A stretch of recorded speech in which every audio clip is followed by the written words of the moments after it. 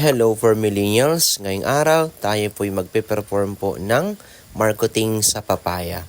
Ang marketing po ay ang pagpaparami ng mga halaman gamit yung sanga ng mga matured mother tree na nilalagyan po natin ng rooting media upang sila po ay magkaroon ng ugat at pagkatapos ay magkaroon ng panibagong halaman. Tayo po'y gagamit po ng kawayan o biniyak na kawayan o bala sa Bicol na gagamitin po nating spacer doon po sa ating papaya.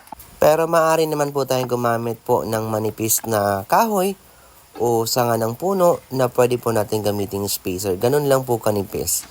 Una pong gagawin natin, kailangan po nating bawasan yung dahon ng ating papaya. Sayon. At kailangan po natin itong sugatan doon po malapit sa kanyang base na nakadikit pa po doon sa matured mother tree. At pag nasugatan po natin to, lalagyan po natin to ng spacer na ginawa po natin kanina at upang ma-separate po yung ating sayon doon po sa matured mother tree po natin.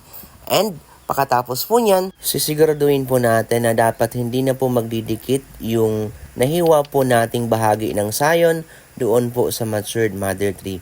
Kailangan po nating i-push po yung ating spacer upang masigurado po natin na may puwang na po sa kanilang dalawa. From the moment po kasi na magdikit po yun, babalik lamang yung sugat at maghilom at hindi po magkakaroon po ng ugat.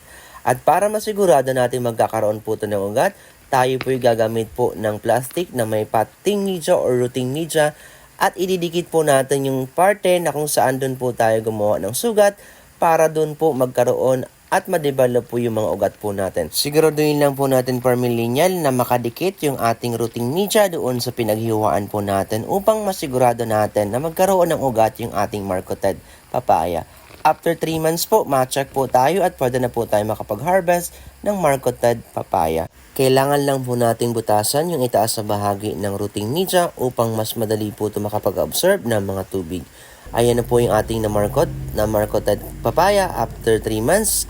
Maraming salamat sa support for millennial. Happy farming!